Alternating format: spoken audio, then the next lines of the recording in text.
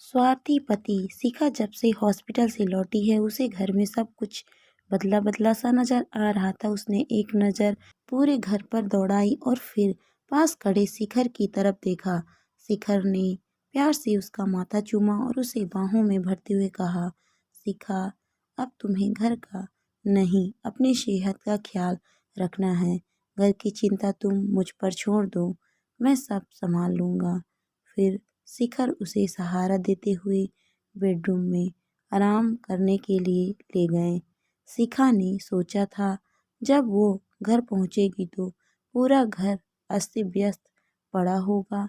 इस हालत में कैसे समेटेगी वो पूरे घर को, लेकिन यहाँ तो नज़ारा ही कुछ और था। इस परिवर्तन की वजह उसे समझ ही नहीं आ रही थी। उसकी हैरानी तब और बढ़ गई जब उसने अपने बेड पर सुर्ख लाल गुलाब का गुलदस्ता और एक पत्र देखा। उसने फिर शिखर की तरफ देखा। शिखर जानते थे कि शिखा को लाल गुलाब बहुत पसंद है। इस बार शिखर ने कहा तो कुछ नहीं कहा, लेकिन उनकी आंखें नम हो आई। वो कुछ कहती इससे पहले शिखर ने उसके होठों पर अपना हाथ रख दिया और उसे बेड पर लेटाकर किचन की तरफ चले गए। शिखर का ये बदला हुआ रूप उसे अजीब जरूर लग रहा था, लेकिन इस बात की खुशी थी कि एक्सीडेंट के बहाने ही सही शिखर ने उसका ख्याल तो रखा, वरना शिखर की बेरुखी उसे अंदर ही अंदर खोखला किए जा रही थी। बेड पर लेटी शिखा देर तक पास रखे गुलदस्ते को निहारती रही, जैसे उन सुर्ख गुलाबों से कुछ कहना चाहती हो। फिर उसे याद आया, ये पत्र भी तो उसी के लिए है। पत्र में शिखर की चिर पर चिर हैंडराइटिंग देख एक पल को उसे लगा जैसे गुजरा जमाना लौट आया है। शादी से पहले हर खास मौके पर शिखर उसे पत्र लिखा करते थे। जो बात जुबान से ना कह पाते उसे पत्र के माध्यम से उस तक पहुंचा देते थे। शिखर का पत्र लिखना शिखा को बहुत पसंद था। शिखर के लिखे सारे पत्र उसने आज तक सहेज कर रखे हैं। इस बार क्या लिखा है शिखर ने, इसी उत्साह के साथ शिखा पत्र पढ़ने लगी। प्यारी शिखा, आज फिर मन में कई ऐसी बातें हैं जिसे मैं तुमसे कहना चाहता हूँ, लेकिन कह नहीं पा रहा हूँ, इसीलिए हमेशा की तरह पत्र का सहारा ले रहा हूँ। मैं तुमसे माफ़ी मांगना चाहता हूँ शिखा, लेकिन जानता हूँ मेरा गुनाह माफ़ करने लायक नहीं है। आज तुम्हारी इस हालत के लिए सिर्फ और सिर्फ मैं जिम्मेदार हूँ। वो कार एक्सीडेंट तुम्हारी लापरवाही का नहीं, मेरी बेरुखी का नतीजा है। ना मैं तुमसे सुबह सुबह लड़ता और ना तुम रोकर घर से निकलती। तुम नहीं जानती शिखा, तुम्हें खोने के एहसास ने मुझे किस कदर झकझोर कर रख दिया था। अगर तुम्हें कुछ हो जाता तो शायद मैं खुद को कभी माफ़ ना कर पाता। माफ़ी के काबिल तो मैं अब भी नहीं हूँ, लेकिन तुम साथ हो तो कम से कम अपने पापों का पश्चाताप तो कर सकूँगा। मैं जानता हूँ मेरे साथ अपने रिश्ते और इस घर को बनाए बसाए रखने के लिए तुमने क्या कुछ नहीं किया है। तुम मेरी तमाम जातियों को इस आस में बर्दाश्त करती रही कि एक दिन सब ठीक हो जाएगा, लेकिन मैंने ऐसा कभी नहीं होने दिया। तुम मुझे समझाती रही और मैं तुम्हारी बातों को हवा में उड़ाता रहा। जिस दिन से तुमसे मेरा रिश्ता तय हुआ उसी दिन से तुमने मेरी जिम्मेदारियों का बोझ उठा लिया था और ये सिलसिला आज भी जारी है। मैं इस शहर में अकेला रहता था, इसीलिए मुझसे रिश्ता जुड़ते ही तुम मेरा परिवार बन गई। तुम नौकरी कर रही थी और मैं नौकरी के साथ साथ एमबीए भी कर रहा था। ऐसे में जब भी हम घर से बाहर मिलते तो होटल का बिल, फिल्म का टिकट, यहाँ तक कि मेरी शॉपिंग का बिल भी तुम ही चुकाती। मैं मना करता तो तुम कहती मैं क्या आपसे अलग हूँ? अभी आप पर घर का किराया, खाने पीने की व्यवस्था, कॉलेज की फीस, बहुत सारी जिम्मेदारियां हैं, इसीलिए मुझे खर्च करने दो। फिर तुम अपनी प्यारी सी मुस्कान बिखेरते हुए अपने मजाकिया अंदाज में कहती, जब आपका कैरियर सेटल हो जाएगा तब मैं आपसे बड़ी बड़ी फरमाइशें करूँगी। तब ना? कैसे करोगे जनाब? तुम्हारा ये अपनापन मुझे भीतर तक भिगो देता और मैं तुम्हें अपनी बाहों में भर लेता। सच, कितने हसीन सपने बुने थे तुमने हमारे भविष्य के लिए। मेरे प्रति तुम्हारा समर्पण पहले दिन से 100% था। मैं ही तुम्हारी बराबरी नहीं कर सका। ऐसा नहीं था कि मैं तुम्हारे प्यार और त्याग को नहीं समझता था, बल्कि मैं तो तुम्हारी झोली खुशियों से भर देना चाहता था। दुनिया की हर खुशी तुम्हारे कदमों में लाकर रख देना चाहता था, लेकिन मैं उतना काबिल ना बन सका जैसा तुम चाहती थी। शायद इसके लिए मैंने कोशिश भी नहीं की। दरअसल तुम मुझे ऐसे कंफर्ट जोन में ले आई थी जहां मैं खुद को बेहद सुरक्षित महसूस कर रहा था। तुमने मुझे कभी किसी चीज़ की कमी महसूस नहीं होने दी, इसीलिए मैं आराम परस्त हो गया। सिर्फ अपने सुख, अपने ऐशो आराम तक सीमित रह गया। तुम हर जगह मुझे पैसों की मदद करती रही ताकि मैं कभी अभाव महसूस ना करूं और पूरा ध्यान अपने करियर व पढ़ाई पर लगा सकूं। शादी के बाद भी तुम मेरी पढ़ाई का खर्च उठाती रही ताकि मुझे प्रमोशन मिले और हमारी गृहस्थी अच्छी तरह चल सके, लेकिन मुझे अब तुम्हारे पैसों की आदत पड़ गई थी।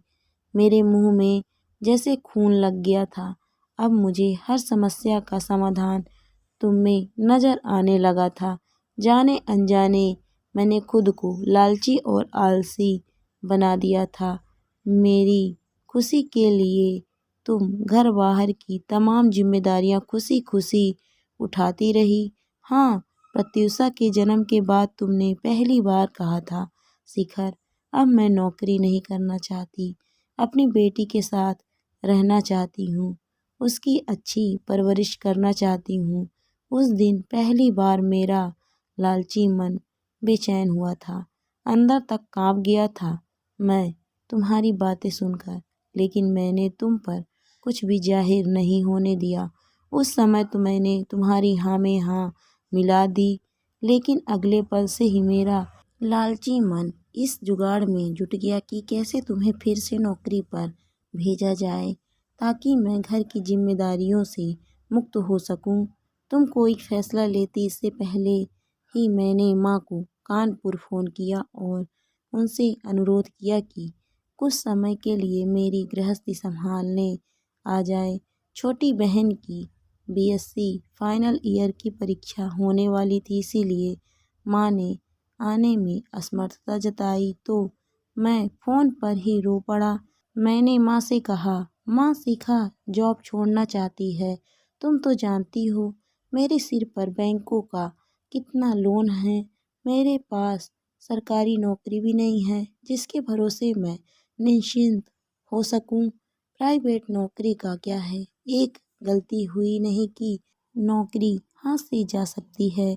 यदि शिखा ने नौकरी छोड़ दी तो मुझ पर बहुत प्रेशर आ जाएगा। मुंबई जैसे शहर में एक आदमी की कमाई से घर कहाँ चलता है। मेरी स्थिति पर माँ पसीज गई और छोटी बहन को मझधार में छोड़ कुछ समय के लिए मेरी गृहस्थी संभालने मेरे पास आ गई। मैंने माँ को समझा दिया कि वो शिखा को ना बताए कि मैंने उन्हें यहाँ बुलाया है। साथ ही शिखा से ये कहने को भी कहा है कि वो नौकरी ना छोड़े। माँ प्रत्युषा की देखभाल कर लेगी, लेकिन तुम मेरा षड्यंत्र शायद भांप गई थी। तुमने मुझसे कुछ कहा नहीं, लेकिन तुम्हारा मौन चीख चीख कर अपना दर्द बयां कर रहा था। अंतरंग पलों में भी तुम मेरे पास मेरी बाहों में तो होती, लेकिन मात्र एक शरीर के रूप में।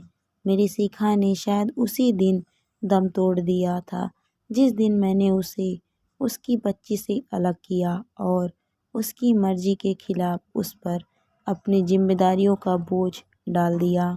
जिस शिखर को तुमने ऊंचाइयों के शिखर पर देखना चाहा, वो तुम्हारी कमाई और तुम्हारे शरीर का भोगी बनकर रह गया था।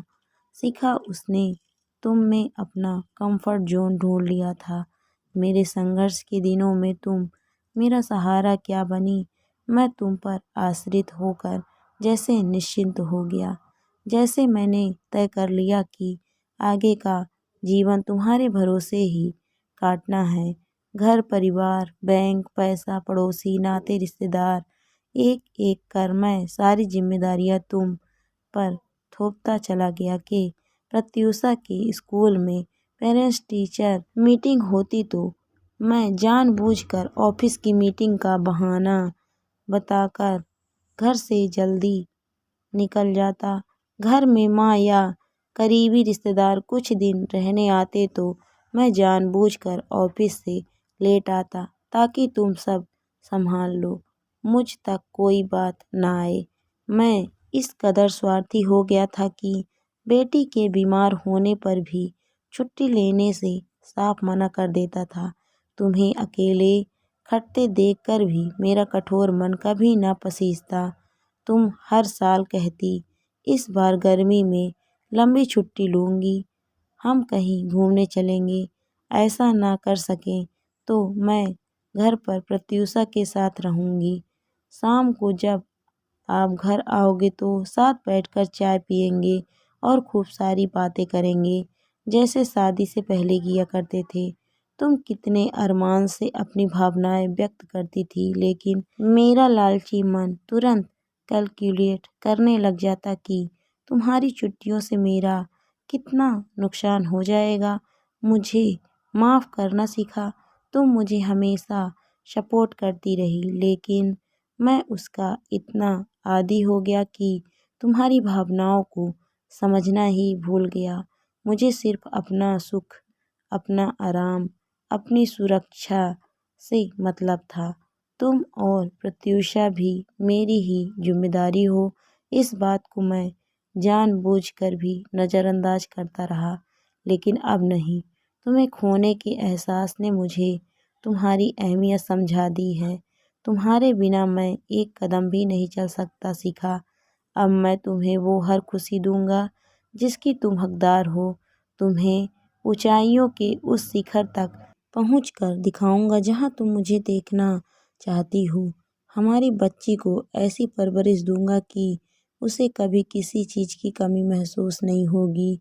शिखा, अब मैं वैसा बनना चाहता हूँ जैसा तुम चाहती हो। यदि मैं ऐसा कर सका तो यही मेरा प्रायश्चित होगा। मैं माफ़ी के काबिल तो नहीं सीखा, फिर भी हो सके तो मुझे माफ़ कर देना। तुम्हारा शिखर। पत्र पढ़ते पढ़ते शिखा की आंखें भी छलक पड़ी। बरसों का गुब्बार आज आंसुओं के रास्ते बह चला। शिखर नाश्ता लिए कब से उसके पास बैठे थे। उन्होंने शिखा को रोका नहीं, क्योंकि वो जानते थे कि आंसुओं का ये सैलाब अपने साथ तमाम कड़वे अनुभव बहा ले जाएगा और फिर उनके जीवन में एक नया सवेरा होगा जो बहुत सुहाना होगा। Thank you for watching my video.